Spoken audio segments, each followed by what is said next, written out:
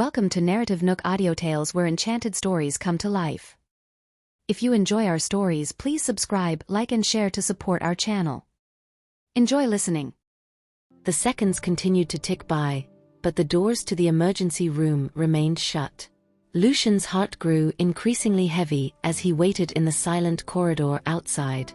There are at least 5 specialists in there. What is taking them so long? How is Roxanne doing? Maybe I should just open the doors and go check on her. No, I can't do that. I need to be rational here. Stay calm. Lucian. Having dismissed that thought, Lucian slumped weakly against the bench in the corridor. It's just like what the director said. Roxanne is a doctor who has saved countless lives in the past.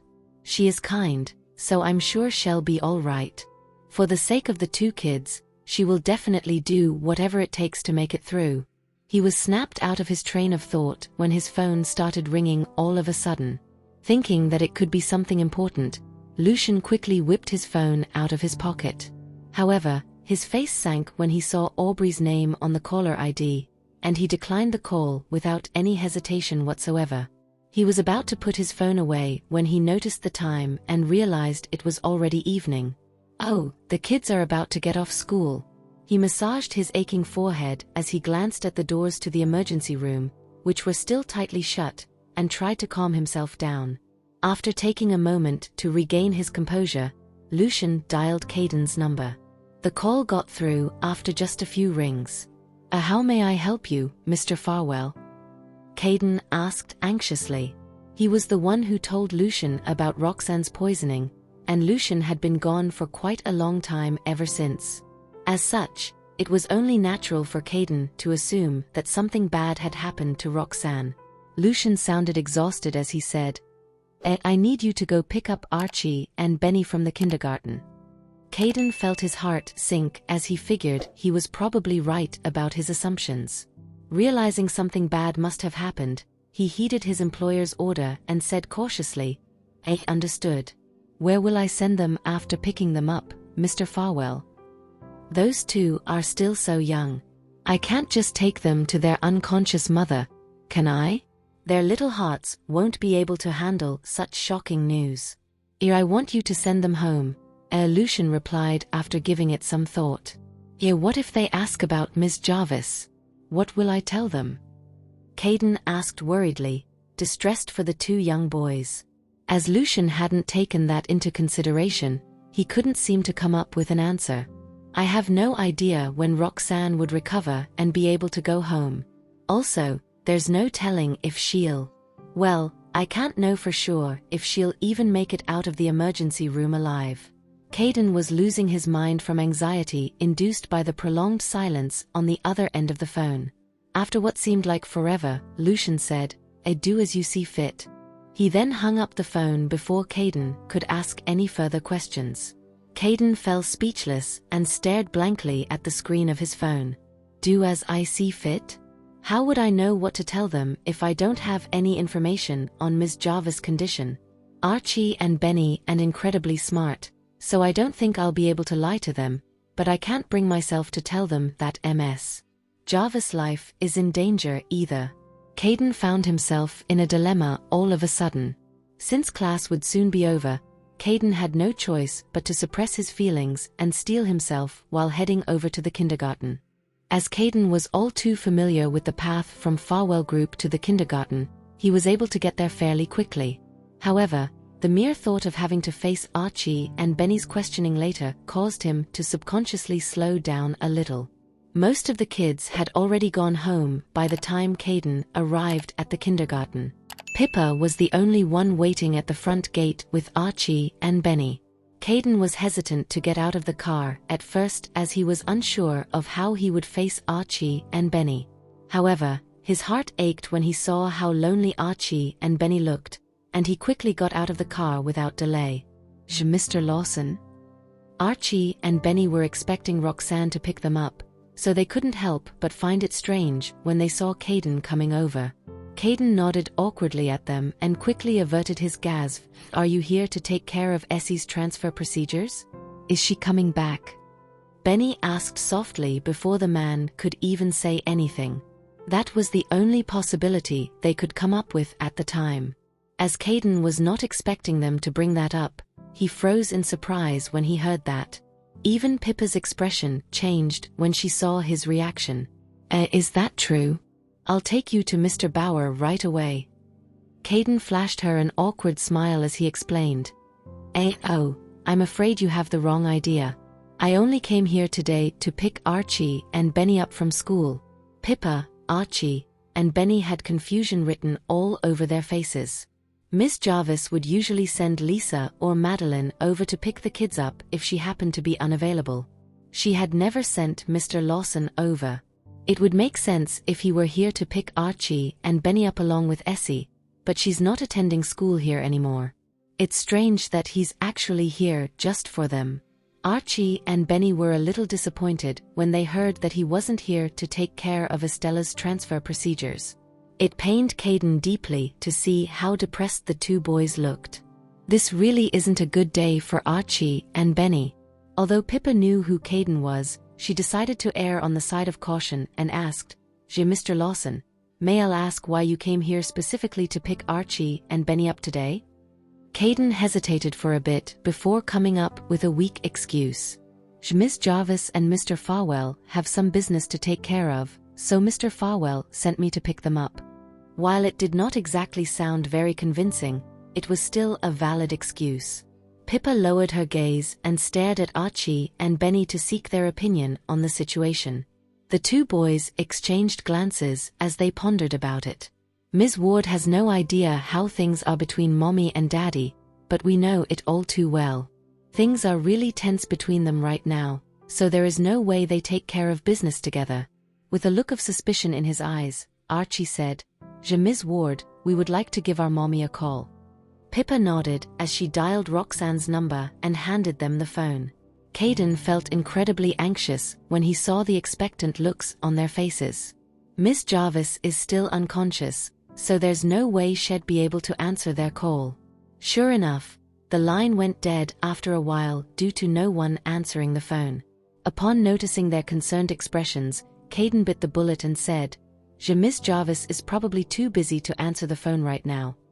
Pippa shifted her gaze between Caden and the boys as she asked, "Hey Archie, Benny, do you two want to go with Mr. Lawson?" Archie and Benny stared at Caden for a few seconds before nodding silently in response. Caden was still feeling uneasy even after he had successfully picked Archie and Benny up from the kindergarten.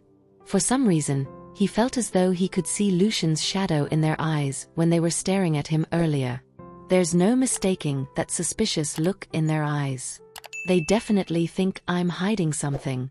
Sure enough, Archie asked the moment he got into the car, "Mr. Lawson, is our mommy really with Mr. Farwell right now?" Unsure of what to say, Caden pretended to not hear the boy's question and continued driving toward Roxanne's house. Mr. Lawson, are you hiding something from us?" Benny started questioning him as well. Since they were unable to get any answers out of him, they began coming up with their own theories in the back seat.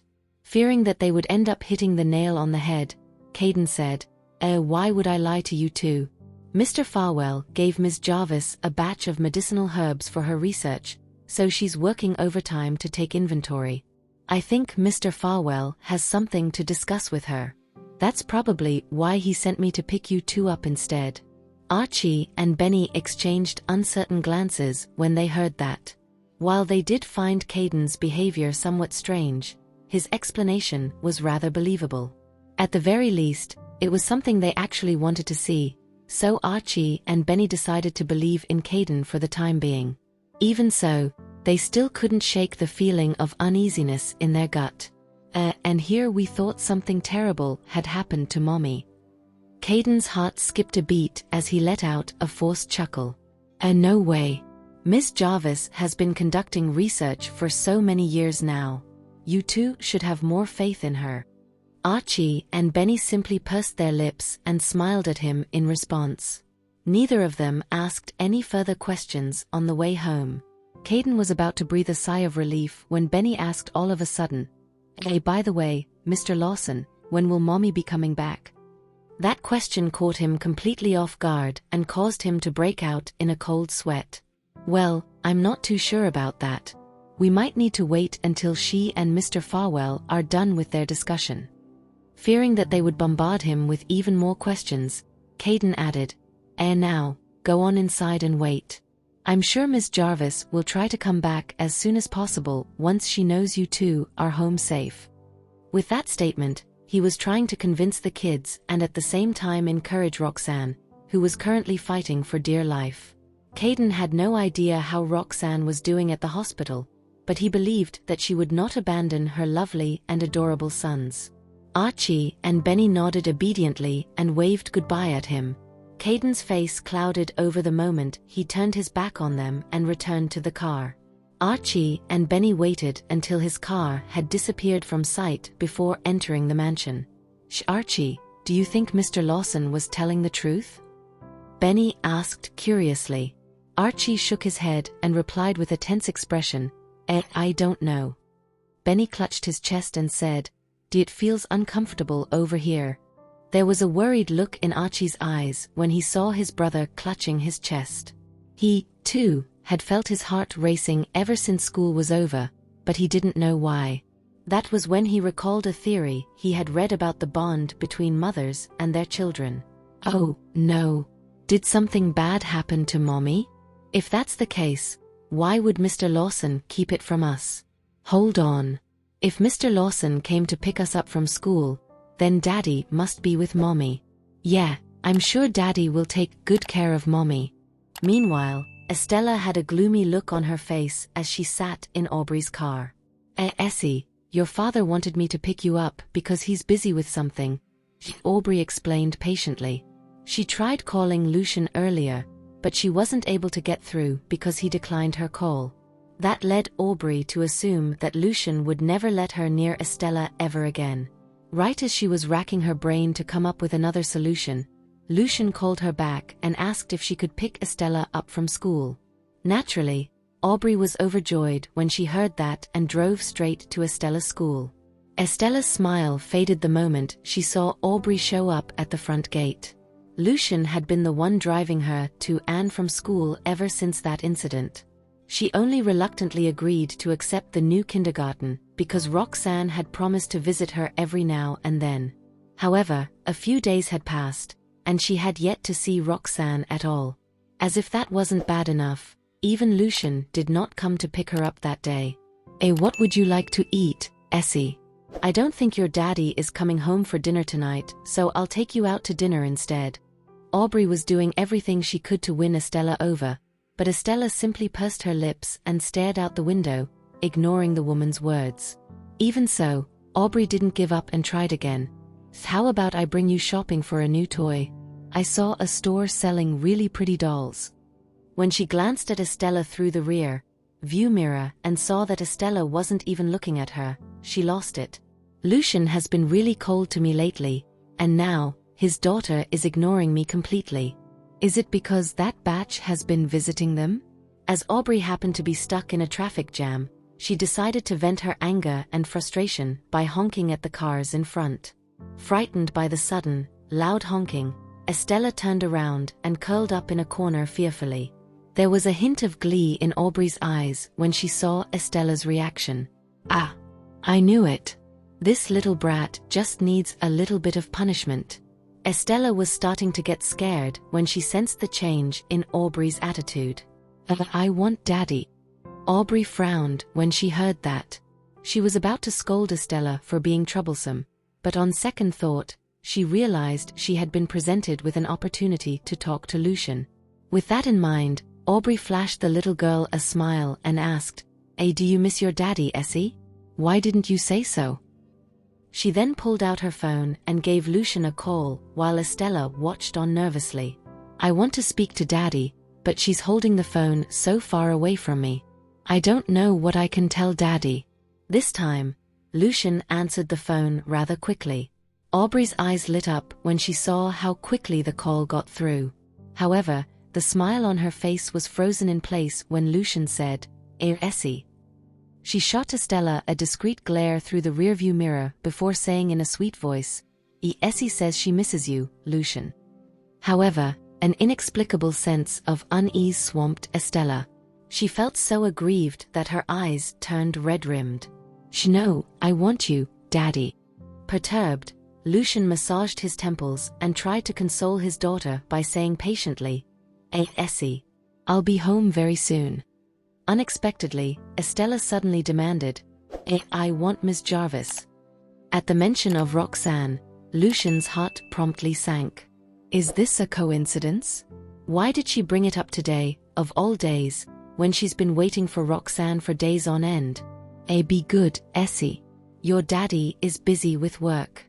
I'll take good care of you." Hastily cutting Estella off, Aubrey brought the phone to her ear, afraid that Estella would burst into tears if she continued with the conversation. If that happened, she would really have no way of explaining things to Lucian. Go and get busy, Lucian. Don't worry, for I'll get Essie home safely." Naturally, Lucian could hear the agitation in Estella's voice. But in comparison with Roxanne's current condition, he hadn't the time to attend to his daughter. Thus, he merely went silent for a few seconds following Aubrey's promise before acquiescing tersely. After hanging up the phone, Aubrey glanced at the rearview mirror. Phew. Fortunately, she's merely tearing up and hasn't yet started crying. I suppose Lucian didn't notice anything amiss. Essie, Miss Jarvis already has her own kids, so you can't cling to her so much. Besides, she often fights with your daddy. You should be siding with your daddy. She attempted to mislead Estella into staying away from Roxanne. Estella, who was already in a bad mood that day, snorted angrily upon hearing disparaging remarks about Roxanne from Aubrey. Crossing her arms, she said nothing.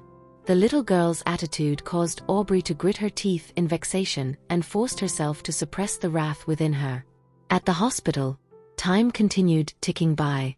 It was already 7 o'clock at night, and 4 to 5 hours had passed since Roxanne was wheeled into the emergency room. Lucian had taken a seat after standing for a long time, and right then, he was again standing in front of the emergency room doors with a grim expression, waiting impatiently. What exactly is going on in there? It's been so long. Mr. Farwell, you haven't eaten, have you? Why don't we go and grab a bite together? I'll have someone keep an eye on things here. If there's any news, you'll be notified at once. Meanwhile, the director of the hospital, Zane Yaleman, was still persistently trying to ingratiate himself with Lucian. As he spoke, he cautiously lifted his eyes and peeked at the man before him. Lucian whirled around, his eyes blazing scarlet. Buzz off. The temperature around him was frightfully low. Shuddering instinctively, Zane nodded fervently. Sure. I'm going to buzz off right now. I'm leaving. Having said that, he spun on his heel and hurried away. Lucian turned back around and stared intently at the emergency room doors as though he wanted to bore a hole in them. At that precise moment, the red light above the emergency room finally went out. The doors slowly swung open, upon which 4 or 5 doctors strode out with a few nurses. At the sight of the medical team, Lucian immediately frowned. I don't see any sign of Roxanne among the crowd. Where is she? His voice was seemingly squeezed out between clenched teeth. The leading specialist hastened over and reported, calm down, Mr. Farwell. Dr. Jarvis' condition has stabilized for the time being. Turning a deaf ear to that, Lucian pressed with his eyes fixated on the man. So, where is she? Seeing that he was on the brink of snapping, the specialists exchanged glances. For a moment, no one dared to say anything. While we successfully saved the patient, things aren't looking so bright. When Lucian received no response after waiting for a while, the fury within him abruptly burst forth. Have the lot of you gone deaf? I'm asking you where she is. Biting the bullet, the leading specialist swiftly explained. The thing is, although Dr. Jarvis' condition has stabilized for the time being, she's still in a coma. After checking her out, our conclusion is that the toxicity inflicted damage on her cranial nerves. We're not sure when she'll regain consciousness either. No sooner had his words fallen than a gigantic hand grabbed his collar, and he stumbled 2 steps forward. Not daring to resist, the specialist could only coax, Mr. Farwell, calm down. Miss Jarvis has already been wheeled to the ward. If you're really worried, you can go and check on her." Pulling the man close, Lucian eyeballed him with a piercing gaze. "I didn't call you here to listen to such nonsense. I want a full recovery for her. Otherwise, what's the use of you all?" Trepidation was written all over the specialist's face. "I know, but Miss Jarvis was sent to the hospital too late. If she had been brought over right after she had passed out, we could have undoubtedly cured her. It's already too late to say anything now. The golden hour has passed. I don't want to hear all this." Lucian's voice was icy without a trace of warmth. The specialist's heart lurched, and he quickly changed his tune. "We'll definitely do our best and figure out a way to wake Miss Jarvis up in the shortest time possible." After saying that, he cautiously looked at the man in front of him. "But before we come up with a cure, we think she's still aware of her surroundings. Perhaps talking to her can wake her up." Lucian's hands clenched even tighter. Struggling to regain his composure, he released the man before him. The specialist instantly breathed a sigh of relief. "Where is she?" "I'll go and check on her," Lucian demanded curtly. "I must see her in person before I can rest easy."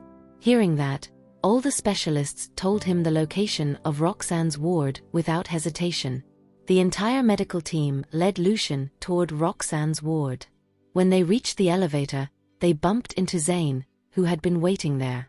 "Mr. Farwell, I've arranged the best ward for Miss Jarvis. I'll bring you there right away." Having said that, he eagerly pressed the elevator button for them. He waited until Lucian had entered before he followed post-haste. They all stopped before a VIP ward upstairs. With heavy steps, Lucian stepped into the ward.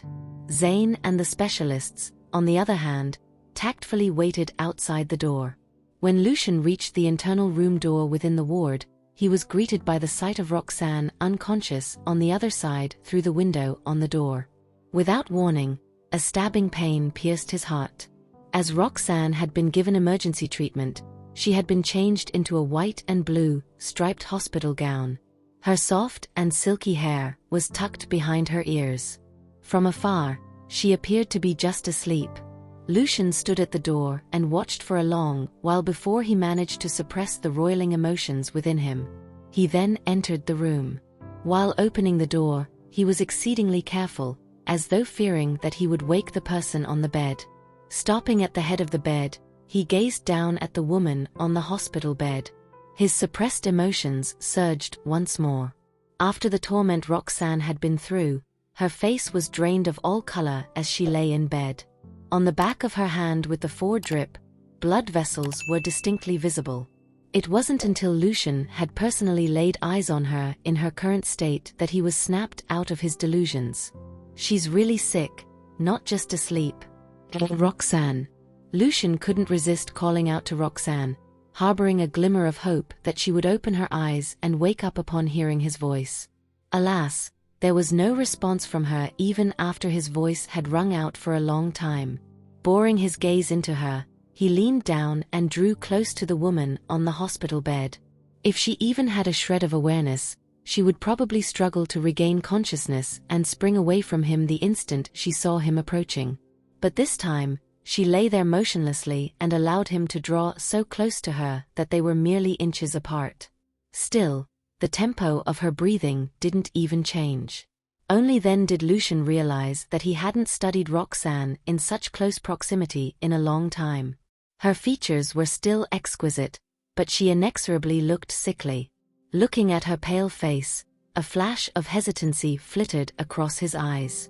A moment later, he slowly reached out and caressed her face with the tips of his fingers. Are you mad at me? The doctors had been working on you for hours, but why are you still not awake? Is it because you want to see me wallowing in regret?" Needless to say, the woman on the bed didn't react in the slightest. Seeing her comatose, Lucian felt that his emotions would likely spiral out of control if he were to remain there. He forced himself to straighten up before fixing his gaze on Roxanne. "I'll be back in a while, I hope you're awake by the time I return." After saying that, he spun around with a hardened heart and left. Verily, he couldn't stay in the hospital room anymore. Otherwise, he himself couldn't tell what he might do. Having seen Roxanne's current condition, he felt somewhat relieved. Although he was still enraged, he no longer wore his emotions on his sleeve. Instead, he calmly walked into Zane's office. "Mr. Farwell." Right then, Zane and the few specialists were discussing Roxanne's condition. Following Lucian's entry, they all shot to their feet and greeted him. In turn, Lucian inclined his head expressionlessly. How are things going? How exactly is she doing now? And how long will it take for her to wake up?" The few medical personnel looked at each other. The specialists had stated earlier that Ms. Jarvis' life isn't in danger at present. "She's just in a coma," Zane answered timidly. Judging from his tone, he seemed to be implying that being in a coma was a positive result. Lucian's gaze promptly turned cold, and he glared at the man in chagrin. Zane hastily went silent before gingerly trying to make amends. "Mr. Farwell, Ms. Jarvis' current condition is already the result of the specialists working on her. If you hadn't summoned these specialists over in advance, she might have very well. If it weren't for these specialists on standby, she might have very well died." "I don't want to hear that." Lucian's gaze fell on the few specialists. "Have you all come up with a method to wake her?" Compared to his threat earlier, his tone was much better then. Unfortunately, they were still helpless about the matter. "According to our findings, the substance that poisoned Ms. Jarvis is an exceedingly rare gas. Generally speaking, only major research institutes have the capability of producing such a gas.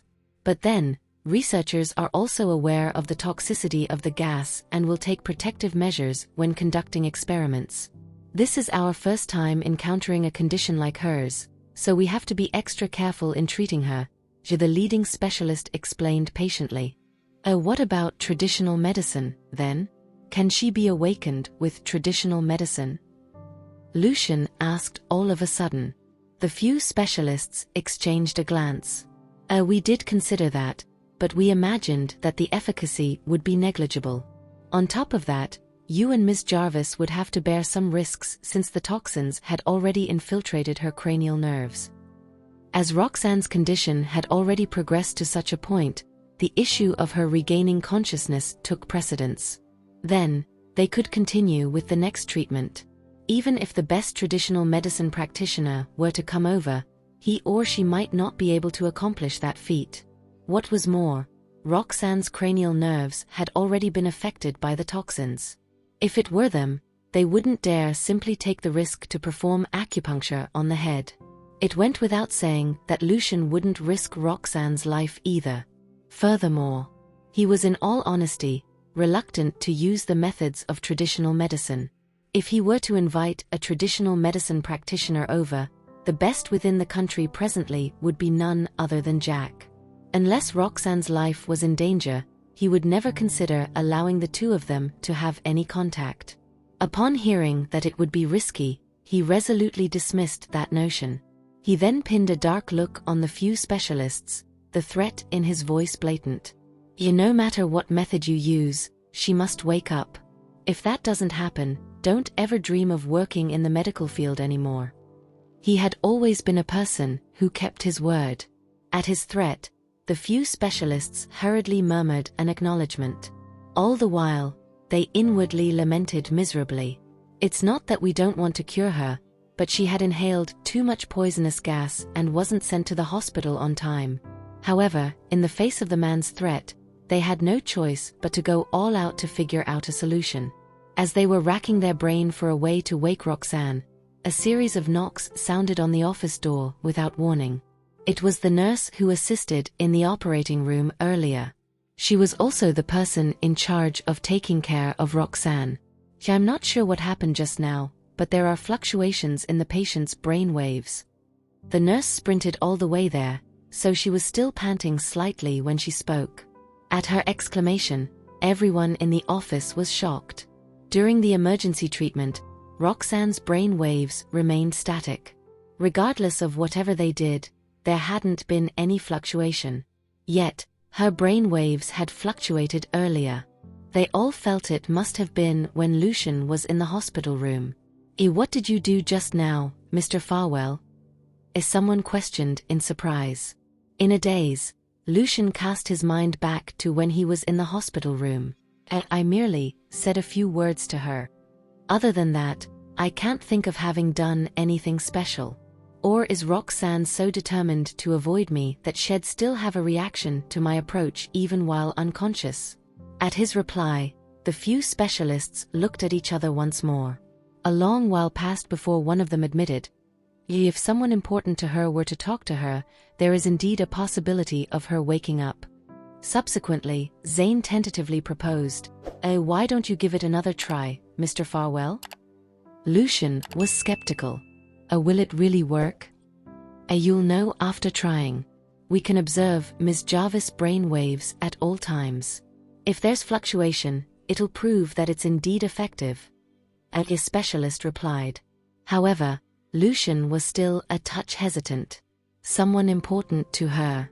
Am I considered someone important to her? She wants nothing to do with me. While he was wavering, the specialist's reminder again firmed his resolve. Time is running out, Mr. Farwell. The longer Ms. Jarvis remains unconscious, the lower the possibility of waking her.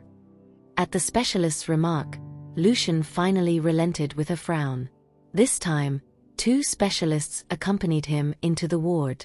They monitored Roxanne's brain waves outside, prepared to notify Lucian when there were fluctuations. Hence, Lucian stepped into the hospital room again. On the hospital bed, Roxanne still showed no signs of waking up. They said you might wake up if I talk to you. Lucian walked over to the hospital bed with heavy steps. After a long moment of hesitation, he reached out and took Roxanne's hand, which lay limply by her side. For once, she didn't resist. Ironically, he couldn't muster up any joy from it. As he scrutinized her pale face, his voice lowered. What would you like to hear? As expected, he received no response to that question. Lucian chuckled bitterly. Something abruptly occurred to him, and he started. It seems like there are a lot of misunderstandings between us. He pondered for a while, his gaze turning distant. I was sincere back when I said I wanted to pursue you. Your accusation wasn't true.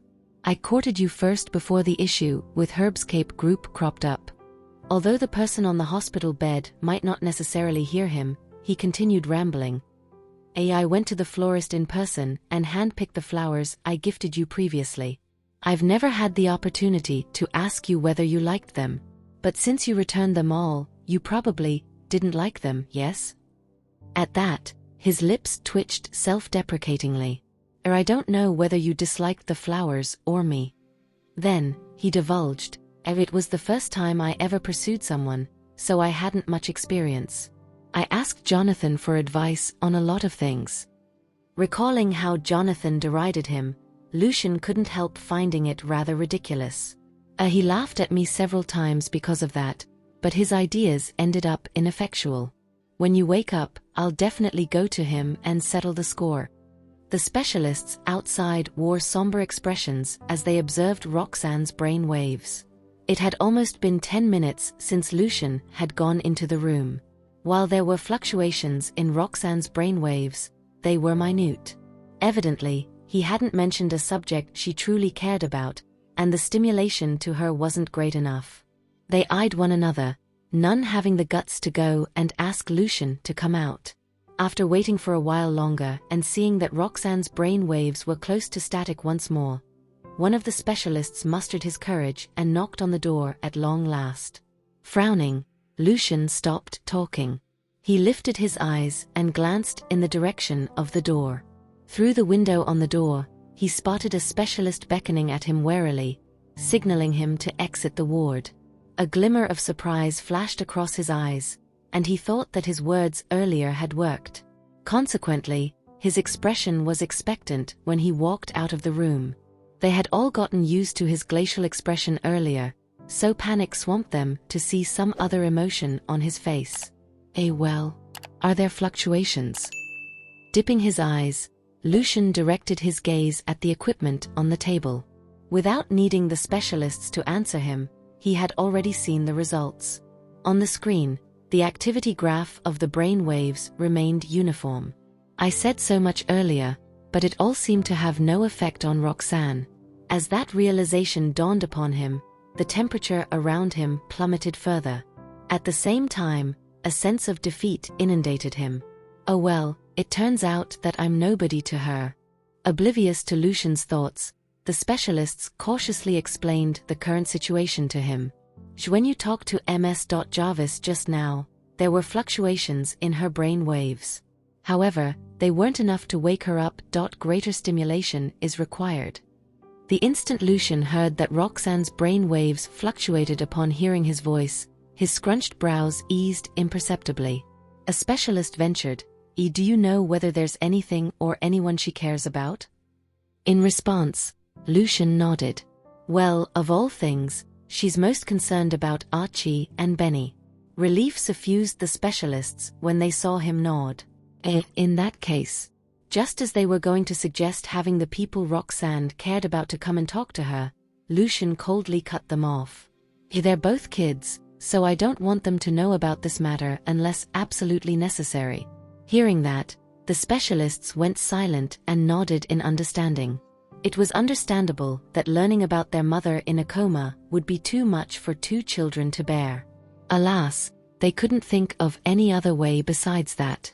After a moment of silent contemplation, Lucian announced, I'll go in and try again. Naturally, everyone didn't dare object to that. Whirling around, Lucian entered the hospital room with huge strides, stopping beside Roxanne once more. I've already had Caden drive Archie and Benny back. They're now waiting for you at home. How much longer are you going to make them wait? Outside, the few specialists were filled with shock. They couldn't hear what Lucian was saying to Roxanne, but the latter's brain waves had suddenly started fluctuating violently. In a solemn voice, Lucian asserted, You're the only parent they have. What is to become of them if you don't wake up?